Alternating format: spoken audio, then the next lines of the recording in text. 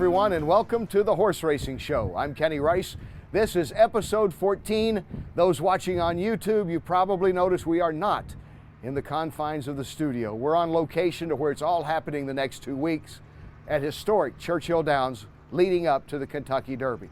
This is quite a place. We're going to be traveling around the grounds today, and we're going to talk with two Hall of Fame trainers who are looking for their first Derby victory.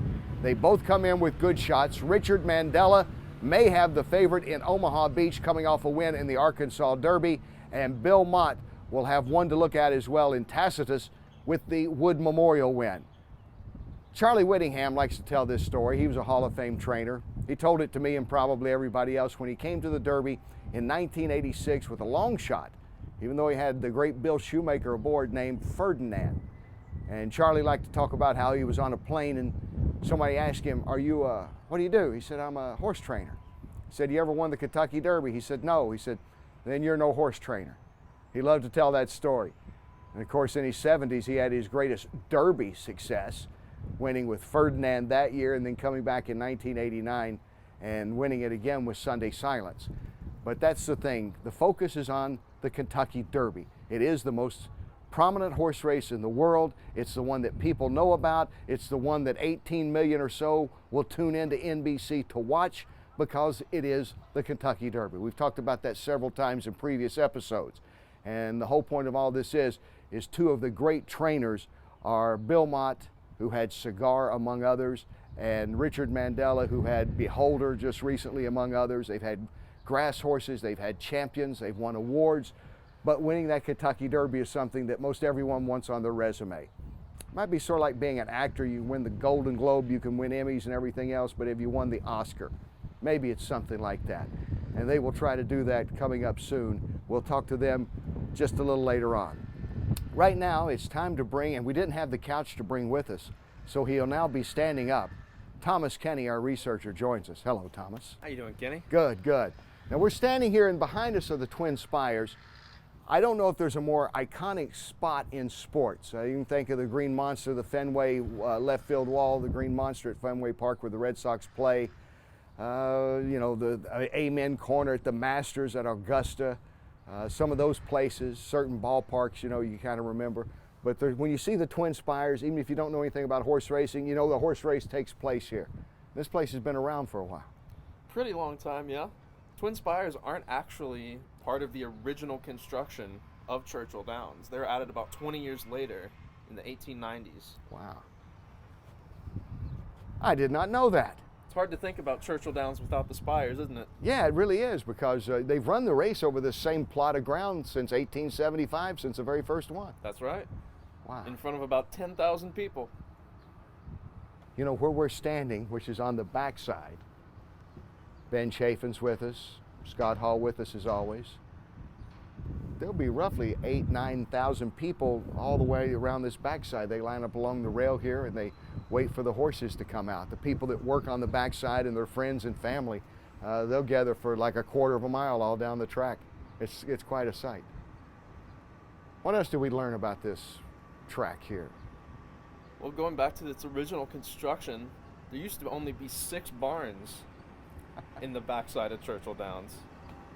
I think, we went at least to number 30 when we were interviewing today. Yeah, at least, yeah. And the track also used to be 1.5 miles before it got shortened down to 1.25 miles. Wow. I did not know all this took place. And I've covered a few of these derbies. I wish there were still only 6 barns here. It'd make it so much easier. A little less walking around you when you're interviewing everybody. Yeah. You can see work going on, by the way, behind us. They're not going to stop for us. We don't want them to stop for us because this is what happens when you're not here at the track, the preparation, the grading of the track, etc., to get it ready for race day. How do you like your visit to Churchill Downs? I believe this is your first time here? It's my first time on the backside, first time at the track in general. You know, I've been to Keeneland. I'm a Lexington native, so I've been to Keeneland a few times during my life, but really can't compare. It really can't. It's such a beautiful location. There's a real vibe here. You know, you kind of get it even though we're still, a week and a half away from the Derby. Excuse me. A little dust blew in, by the way, on that last pass of the grader. Because it's like I had the chance to interview Aaron Rodgers several years ago when he was here, and he likened it to going to Lambeau Field. Now you think of another iconic place that even if you're really not familiar with all of it that goes on there, you can feel a little bit of history. And we're walking around some of the barns, and you can point to, here's where Secretariat was, and here's where some of the great horses was. Over here where American Pharoah and Justify both were in the Bob Baffert barn. It's a little. Do you like the historic tour today? Yeah. Echoes of the past and echoes of what's to come. Yeah. And I'll bet you ask guys too, have you ever won the Kentucky Derby if they tell you in the horse business, don't you? That's the quintessential question, isn't it? It is. It's a question that, do we have anything else to add about this wonderful place, Churchill Downs? Well, it's beautiful for one thing. Yeah, it looks really nice today. Everything, beautiful day, picture perfect day. I hope it's like this for the Derby. Last year it rained the entire Derby. We got through it. It never let up. All right, Thomas will join us a little later on. When we come back, we're going to talk to Richard Mandella, and he'll give us the latest on Omaha Beach, and then later on, Bill Mott will talk about Tacitus and Country House, his two in this year's Derby. Stay with us. You're watching and or listening to The Horse Racing Show.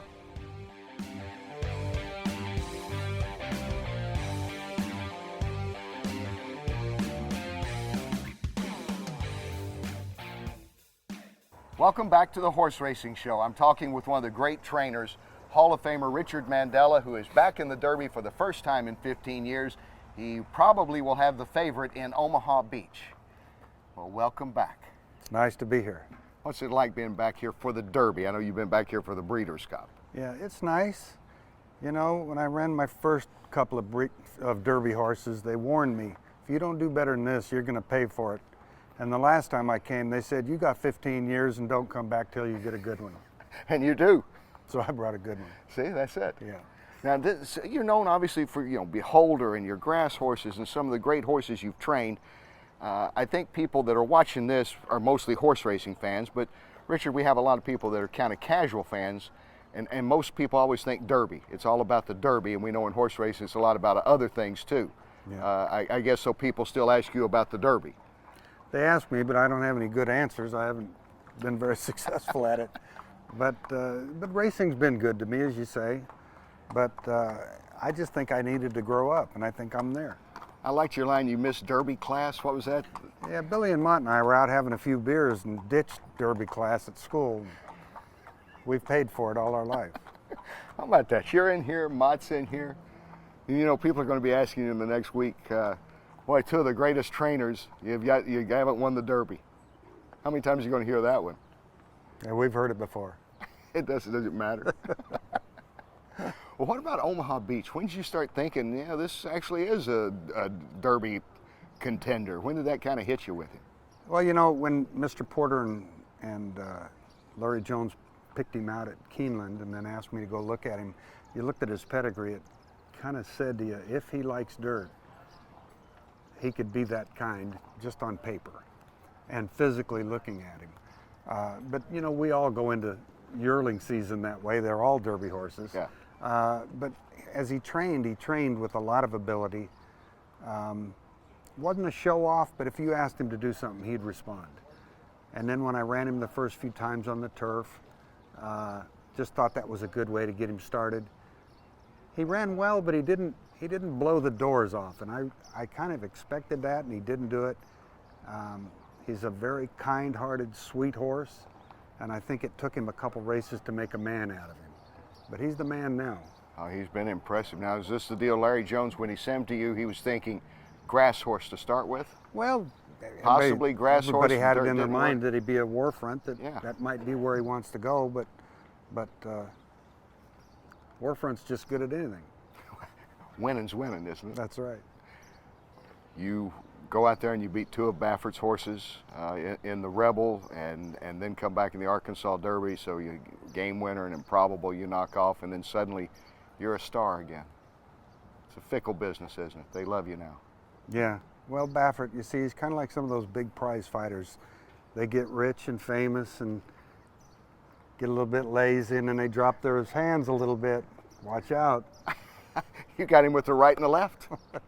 There you go. We had him on last week on the show, and he said that his barn's next year's there at Santa Anita, and that you were, in his words, giddy.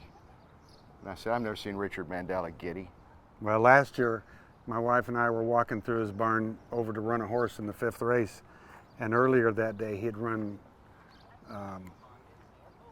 Triple Crown winner. What's his name? Oh, Justify. I saw him run. Yeah, Justify. Yeah, he's a pretty Took me a good minute horse. to think, Pretty good Bob, horse. sorry. Yeah. Anyway, he had won. Well, he's won so many Triple He had Crowns. won now. his maiden race 2 hours before, and Bob had him back out. He went back to the barn a couple hours later, and he had him out on the walking ring, and Bob was just looking at him, and you could see drool coming out of his mouth. And he said, Dick, look at this horse as we went by, and he told me how he'd won his maiden race. And so the great ones really make you get excited.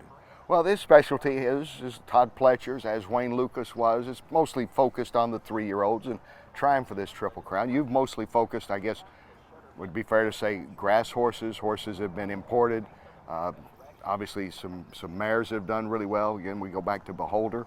Everybody kind of has a specialty, don't they? Or is that fair to say it's a specialty? You could train anyone, as we're seeing here with Omaha Beach. Well, I have focused on the Derby all my life, but I maybe should have got glasses. So you're telling me, all those great horses you've had, this is what you've really wanted to do, is be here at Churchill That's Downs it. with maybe the favorite? This is it. Yeah, I've been waiting all my life. You've been holding back. Yeah, saving it.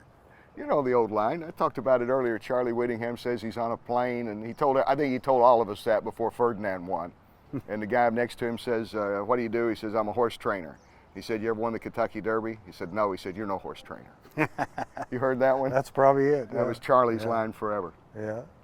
Does that, I guess in the business, people do focus on that. In the Triple Crown races, they get the most attention. Do you really think about that? Does that ever bug you a little bit? Or any good trainer that wins, as we know, there's a lot of different, that's why you have gender races and turf races and dirt races. It's not all about the 3-year-olds, they just get the attention. Yeah, but racing can thank Matt Wynn for making the Derby what it was years ago. He worked at it, he pushed it, and he made it what it is. And it takes a long following to ever develop anything like this. You can't just snap your fingers and make it happen. The Breeders' Cup's working at it and getting there, and they are, as horsemen, we know those are great races. Yeah.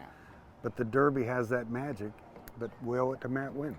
Yeah, that's true. He brought in all the big sports writers from New York, wined and dined them, and life worked out pretty good. I don't know if there's ever been a better marketing in horse racing than the Kentucky Derby's been marketed. I'd say so. I mean, I don't know. Let me ask you, I don't want to dwell on the Santa Anita situation, but you were out there, you had your horses out there. What was it like just going through all that? And I'm sure people asking you about it all the time. What's going on with Santa Anita? Yeah, well, it's back in probably the best shape it's ever been, because of the scrutiny and the troubles that we had. They've taken that track up, put it back down several times, and it couldn't be better right now. What some people maybe don't realize is in California we have to keep more silt and clay in our track because it's a desert. And if you just put sand like they do the tracks back in the east, they'd just be a dust bowl. So you couldn't keep enough water on them. So with that, when you do get those heavy rains, they don't dry out as fast. It's not as easy to work. And there's days we maybe shouldn't have raced, maybe days we shouldn't have trained. So I think it was a combination of a lot of mistakes, just kind of from one end of the game to the other, and kind of the perfect storm. Hopefully everybody has learned a good lesson from it, and maybe the game will be better for it. That's a great explanation, by the way. Okay. Because I think that's what horse racing really needs, is an explanation about it all. Yeah. Just let's clear it up and move on and not keep apologizing and not look for other things that confuse the masses out there, whips and drug use and all that, drug medication, And even Bob Baffert pointed out last week, we always talk about Baffert. He always keeps coming up, doesn't he? Oh, I can't get rid of him. And I've tried for years. I know, and he's right beside you. How'd that happen? Yeah. When you Then I got to look at him every day. every day? Is he giving you any pointers? Oh yeah, he's actually given me Derby lessons for the last few years. But about 3 weeks ago, maybe it was a month ago when I won the Rebel, all of a sudden he started throwing me some curveballs. Yeah, he thought I was getting serious now, so he wasn't going to help. So I quit him and I went off on my own. Well, like you say, Lucas is helping me now. Wayne Lucas has become the coach again. Yeah. What is the best advice for handling this Derby? Do you have any, you've been here before, it has been a while, But I mean, is with all the media attention, and we know next week it's going to be nuts. There are going to be people every day flocking around your barn, and you'll probably be the favorite and all that. Can't take it too serious. You got to just roll with the punches and keep a little sense of humor. As far as training the horse, it is just another race to train for. So you don't want to get too creative. Yeah, Is what I'm thinking that I've learned in all these years. you've learned it well. I mean, you don't just get to the Hall of Fame. We'll see what happens. Bob Baffert, I was getting back to the Santa Anita thing. He pointed out last week when we were talking to him. He said, "Hey, look, for all the talk and everything, we're going to have probably 4 of the top 5 horses are going to be based in Santa Anita. You and his 3, and that's probably about right. Would you say it's probably his 3 and you will probably be in the top at least 6 coming into this?" I'd say California can be pretty proud. Yeah. And through the years, we've held up pretty well. It's been California's race through the years, in the last several years, you know. The Baffert's 2, and Doug O'Neill, a couple of them come in and win. It's been pretty good to be coming from the West Coast. Just trying to get those guys to share a little bit. They're selfish, very selfish. It's a cruel business, isn't it? Yeah, humbling. It is humbling, isn't it? One of my favorite moments with you, the dead heat at Santa Anita in the Breeders' Cup. Yeah. And I'm standing with you, you won't remember. I'm standing with you, and they're in my ear, you know, saying, "Hey, you got anybody to talk to?" I said, "Richard Mandella's here." And I remember I looked at you, and we kept watching the big screen. And every time it looked pretty much like a dead heat. And I said, "You got time to talk?" You said, "Got nothing else to do. I'm just watching to see Joe Har win this. What happened? Who won this thing?" That seemed like an hour and a half. It was a long time, wasn't it? That was a pretty good day for you, I believe. But it was a good day. Well, you have 5 winners that day. 4. 4 winners. That's like a fish story. It gets bigger all the time. By the time this interview ends, you might have won 6 races. That's right. 4 didn't suck. It wasn't a bad day, was it? It was pretty good. Yeah. What does it mean to win a Derby? I know it sounds such a cliched thing to ask, but with all your accomplishments, and you know, we talked about Breeders' Cup, Hall of Fame, and all, to come here and win a Derby, what would that mean to you? It would be a great thing and something always been in the back of your mind and you dream about. When I was younger, it was I would say more frustrating to me than it is now. Getting a little older, and I'm very happy with what I've done, and I just hope I can add this to it. So maybe everything works out for a reason. You ever buy into that? You know, the right time in your life, maybe the right horse in your life coming in? Yeah, maybe it'll give me a few more years. I threw this handicapping thing out. Of course, a couple of my really good handicapping friends thought it was funny. They said, "You're nuts." I said, "Okay, let's look at it this way. I look at great trainers, never won the Derby, maybe had gaps between coming in. I think of Charlie Whittingham, Jack Van Berg, Mac Miller. Alan Jerkins. Yeah, you know, that just came in and said, "Hey, we're here, let's see what happens." You know, Carl Nafsker, when he popped in with Unbridled, wasn't like he came to the Derby every year. And then we've seen a lot of younger guys, you know, John Service, and Michael Matz is not known as a Derby trainer, nor Graham Motion. So I'm building up to all this, see. When I see you here after 15 years, I figure you really feel strongly about this horse. Well, my sentence is up. I actually had 16, but I got off to 15 with good behavior. So you're saying if you don't win this thing, I won't talk to you again for 15 years here before the Derby? They might give me 20 after this one if I did this.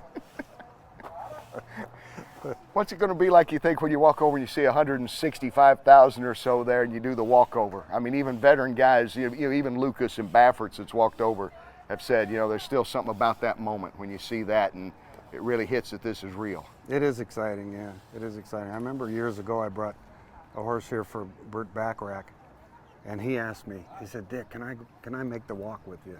I said, "Yeah, sure." So we started to walk around that corner there, and people started yelling, "Bacharach, Bacharach." So I stopped and I said, "Bert, you got to go back about 100 yards. They're scaring my horse." So I made him walk 100 yards back. Soul of the matter? Soul of the matter. Soul of the matter, yeah. I remember when he was here for that. Yeah. And you know, and people do, and they'll be cheering you. You know, No, you may have to. Bacharach was the scene. I know, but this time around they'll be cheering you. They'll be hollering Mandela. You'll have to move away from your own horse. Yeah. Maybe I better walk that. They ain't gonna be. They'll be yelling for Omaha Beach. Is he skittish horse? You feel comfortable about? He's one of the kindest, coolest horses I've ever had to be around. And So I don't see any problem. Yeah. And everybody will ask you every possible scenario, won't they? Yeah. What's going to happen? So what is the We'll best? make up something. We'll make up this. What's the best possible scenario? If he runs the perfect race to win this 1.25 mile test, what would it be for him? Get to the wire first. It's kind of like if you score the Keep most it simple. score the most points in basketball, you'll generally win. Just kinda, There you go. see? We just broke it down to a science. Hall of Famer Richard Mandella here on the Horse Racing Show with this exclusive tip. Get to the wire first, you win the roses. There you go. Is it that simple? It's as simple as that. What about this Mike Smith guy? What was that like waiting to see who he was going to ride and then comes aboard?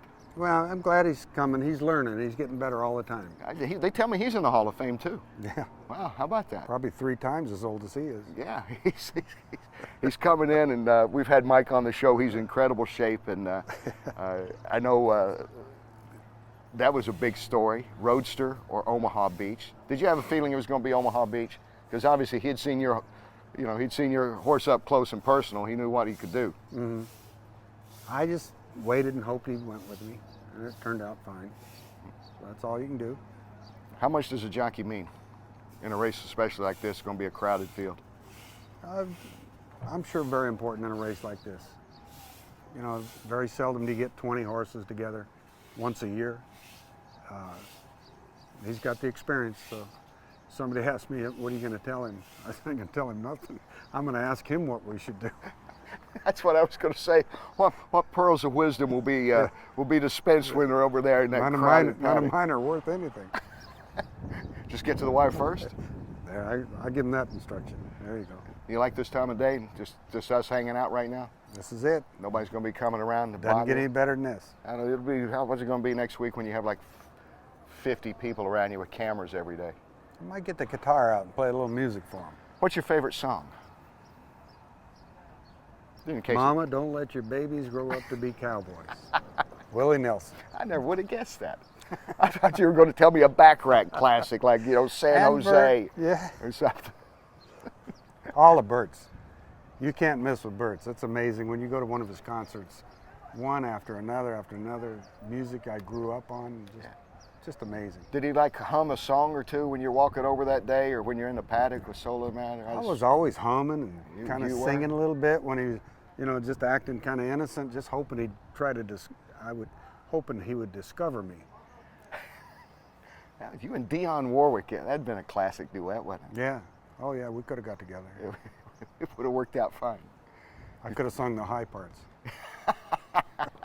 Think you'll do another interview like this Derby week? This is about the best one we're going to do, I think. I think this is fun. Yeah.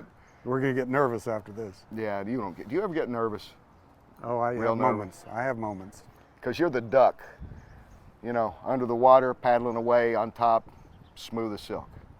Never thought of it like that. Well, I just thought that's of it. okay, It just came to mind when you said you get nervous, because I've been around you before big races, Breeders' Cup races, and you've always been accommodating and pretty much like you are right now. I'm a good actor. Well, you're in Hollywood, or close enough to it. Look at this. Richard Mandella, almost discovered by Burt Bacharach, maybe an acting career still ahead.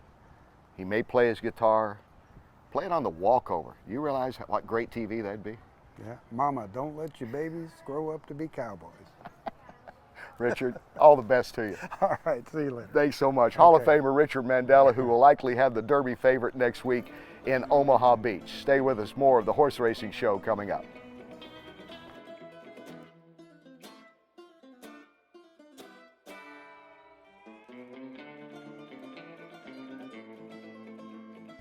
Welcome back to the Horse Racing Show. With me is Tacitus trainer and the Hall of Famer Bill Mott.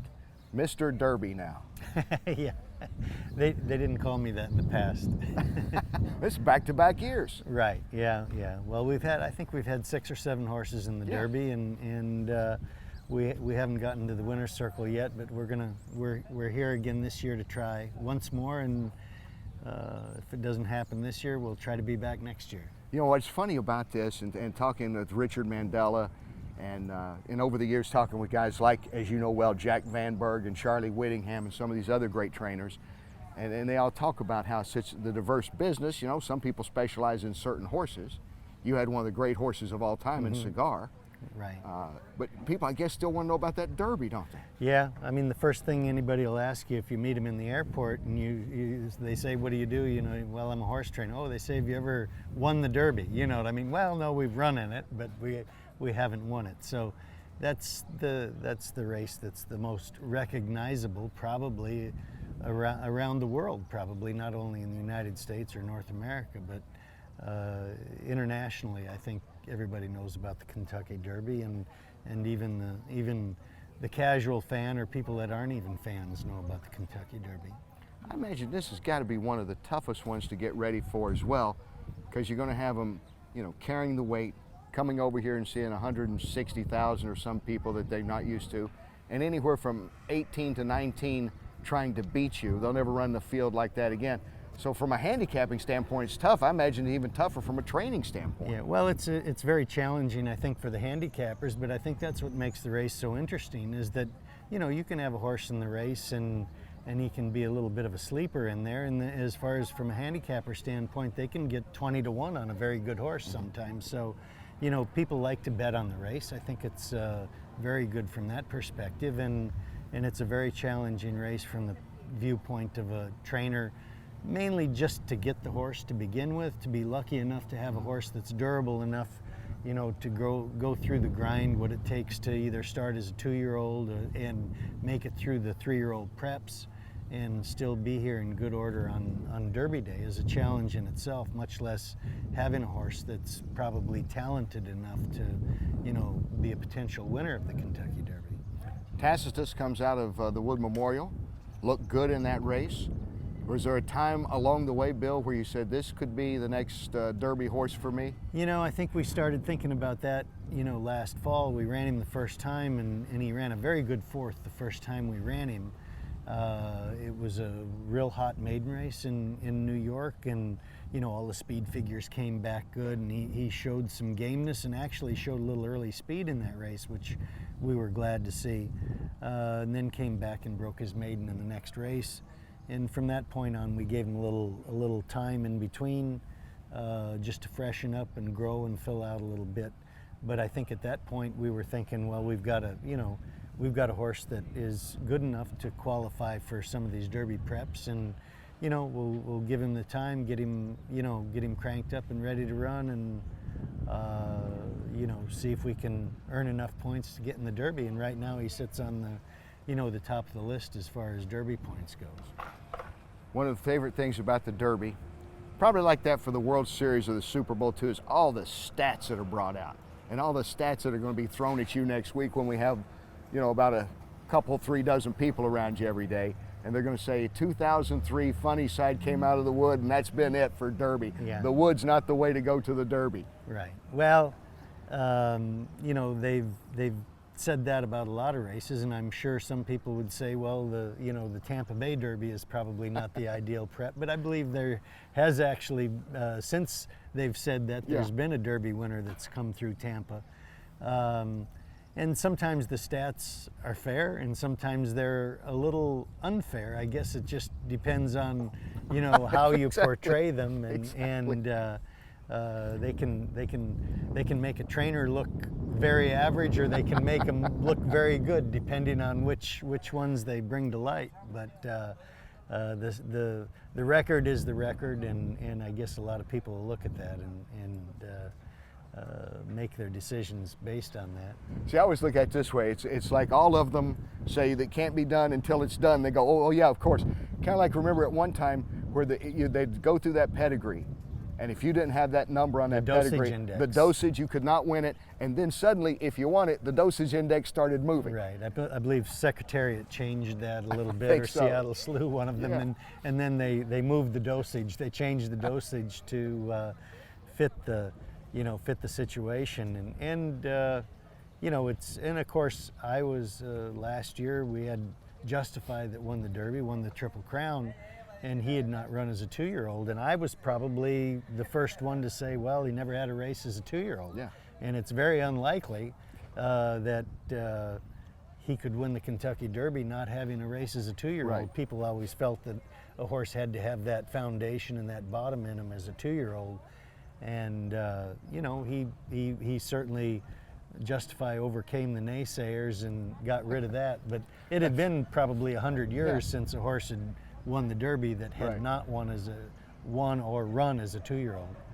That's what's crazy about this sport, isn't it? Yeah, well, it makes it interesting. Makes I mean, it fun. I think the one of the more fascinating things about it is this time of year with that particular age group, the 3-year-olds, they make dramatic changes from in March, April, and May. I mean, some of them jump forward and some of them jump back, but I think it's that age group that really makes radical changes. You know, you'll get the big sleepy horse that all of a sudden, you know, you start breezing them in April, March, and you know, they all of a sudden they show you something that they've never shown before, and you know, that's always an interesting concept. So I think, you know, you've got to watch closely which ones seem to be, you know, making that move forward coming to the first Saturday in May. Does Tacitus have that kind of move, you think, coming Well, in? I think he's been very consistent. You know, we're hoping to, you know, move forward another step. His 2 races this year have been very good. I mean, he's coming out of, you know, off of a 3-win winning streak. This will be the Derby will be his 3rd race, his 3rd start of the year. A lot of good handicappers would say, well, the 3rd race back is always the best. Yeah. So I hope they're right. You had to be a trainer, didn't you? Your dad was a veterinarian. I mean, you kind of grew up around horses. It was Right. like Bill Mott had to become a Hall of Fame You know, trainer. I loved horses, and I think that's where it started. I mean, I really like horses. I'm very passionate about them, and of course, growing up, I was also very competitive, just being in high school athletics and that sort of thing. And so the fact that, you know, I had a real love of horses and animals in general, but also being competitive, I guess it was a perfect fit. Yeah. What was your favorite sport? Well, I was, you know, we came from a small school, so it wasn't at a high level, but played football and wrestled, and I guess I always thought wrestling was probably one of the greatest sports there is. It's a team sport, you know, when you're trying to get the team to win, but when you're pretty much one-on-one when you're out there in the mat, and there's a lot of pressure to it. It's you know, you're out there all on your own. You can't blame it on anybody if you win or you lose. You know what I mean? It's all up to you. Well, much like a trainer. Yeah. With all the support staff you have and the grooms and everybody else, what are they going to say? Here's Bill Mott's horse. They're not going to worry about how he got over there. It's just you're going to be there with Tacitus. This is really a team sport. I mean, horse racing is really a team sport. I mean, the effort that, you know, that it takes to get these horses here, you know, there's a lot of effort that goes into it, and you know, I guess I get to be the spokesman for everybody, and I mean, I sometimes speak for the owners, and I speak for the grooms and the assistant trainers and the exercise riders and everybody that's involved, and so sometimes you know, I wind up in the spotlight, but really I'm only a very small you know, I'm only a very small cog in the whole makeup of the whole thing. So anytime you get a horse to the Derby, there's a lot of people that can take credit for it. Yeah, I think of great trainers. They always say, who's that greatest? Right, it's always, who's the greatest that's never won? Remember, for years it was Mickelson was the greatest golfer that had never won, and all, you know, pick whatever sport you want to pick. You know, but I think of trainers that just, you know, that are there, they don't come every year, but seem like when they come, you got to pay attention. I think like a Whittingham. I think of a guy you know well that I don't know if that was your first start, but you were assistant to one of the greats, Jack Vanberg, a Hall of Famer. Yeah. You know, you know what I'm saying? Sure. We know Baffert and Pletcher, just like Lucas did in the past, they're going to try to be here every year. But you're the guy that's, when you show up, it seems like you got a contender, or you think you do. Well, I mean, you know, we've got, you know, sometimes we have a horse, you know, some we like better than others, some have better chances, I suppose, and some fit the profile better of a Derby horse. I mean, we've run some, certainly, in the Kentucky Derby, that's 1.25 miles that probably really weren't suited for 1.25 miles. Some of them were good milers, you know, and they just couldn't get you know, they showed up, they ran hard, but they just really weren't meant to be 10 furlong horses, and I think that's a big part of it. I mean, you got to have a horse that's fast, but they can still get the distance, carry the weight, 126 pounds, you know what I mean? Yeah, I know it. There's a lot to it. You told me this story. I'd like for you to tell it again, because Jack Van Berg was one of my favorite people to talk to. Always interesting. And you were telling me, as the youngest guy, by the way, Bill Mott, to ever be elected to the Hall of Fame, so you learned pretty quick, and you did all the rest on your own, I think. But you were galloping one of his horses against a horse that you were going to run against in the day of. Exactly. Well, I think the first year, I think it must have been 1984, I had Taylor Special in the Kentucky Derby, and he had won the Louisiana Derby, and then we came to Keeneland, he won the Bluegrass, and that's when the Bluegrass was only about 10 days before the Kentucky Derby. And we both ran in the Derby. He had Gate Dancer, and then we wound up at Pimlico, and I actually galloped Gate Dancer over in Pimlico. We had Taylor Special and Gate Dancer in the race on the same day, and I actually breezed Gate Dancer the morning of the race. I breezed him a quarter of a mile, and he won, and I was fourth. So, you know, but that's the way you did things in the past. I mean, it was more of a you know, the backside was kind of a family deal, and of course I was always very close to Jack, and he was one of my mentors, and you know, I would have done it any other time as well. That probably doesn't happen much anymore. No, you don't see that. I mean, everybody's kind of, you know what I mean. I guess it would be possible, but I haven't seen it since then. Richard Mandella said that Bob Baffert hasn't been talking to him nearly as much since Omaha Beach keeps getting better. Yeah. I bet with you, I'm sure everybody good luck, but probably not the camaraderie as if you brought a long shot in here. Yeah, you know, I think people know I've been here before, and we've been trying a long time, and I think we've got a lot of people that, you know, probably don't have horses in the Derby that, you know, are rooting for us. I mean, yeah. I've seen a lot of goodwill. Hey, you know, maybe this is your year, and I guess my stock answer is, well, if it's not this year, maybe it'll be next year. So, right. I mean, I'm happy to be here, but you know, and we'll do the best we can, and we think we're in with a couple good chances, but it's one of those things that when it's meant to be, it's meant to be. I didn't mention Country Home, did I? Country House. I didn't mention Country House. Yeah, and he's doing very well. I'm sorry about that. That's okay. I should have. I mean, I think, you know, Tacitus is kind of the horse that's maybe in the spotlight a little bit because he's, you know, the leading point earner and coming 2 straight wins, and Country House is coming off of, you know, a second, a fourth, and a third, and I mean, he's been knocking at the door. He's been, you know, a horse that comes on late in the race, and the 1 1/4 might suit him very well. He could very well be the type of horse that, you know, if they would set a suicide pace up front, so to speak, in the Kentucky Derby, if it's an unreasonable pace, he could be coming along at the end and picking up some pieces, because he's the kind of horse that, you know, he's going to close and make a run. It just, you know, he's probably got to have the ideal pace set up in front of him. Tacitus, what would be the perfect scenario? You could set it up right now.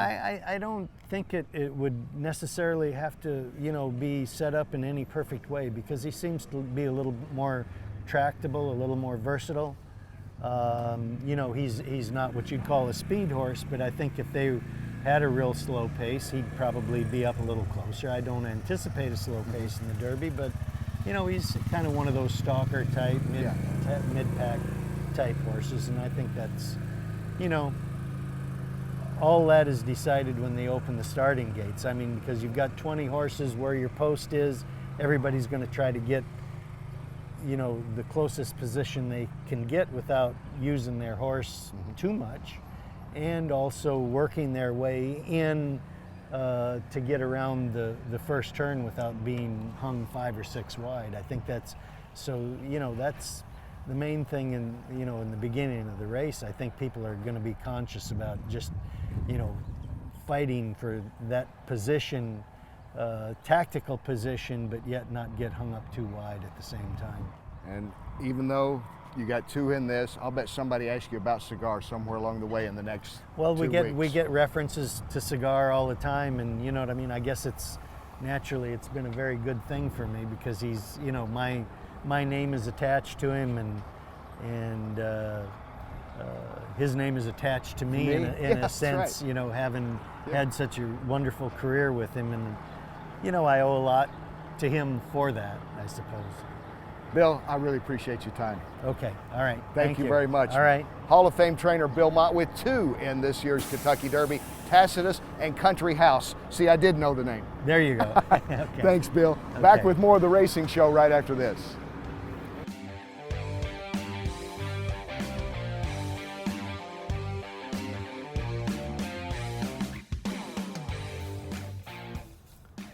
Thank you for joining us for this episode 14 of the Horse Racing Show here at Churchill Downs, where it all is happening.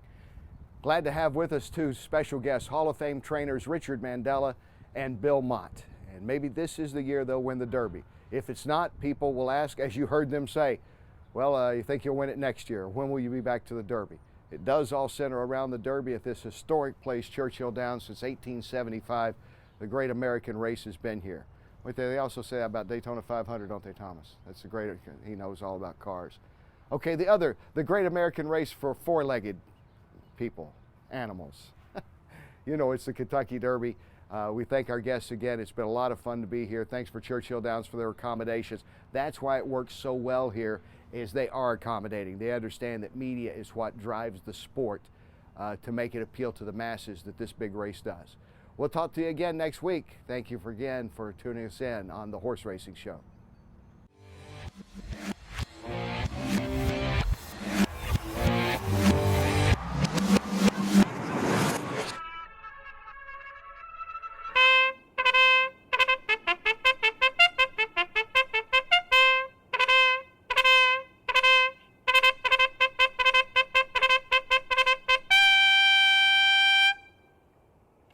Wow.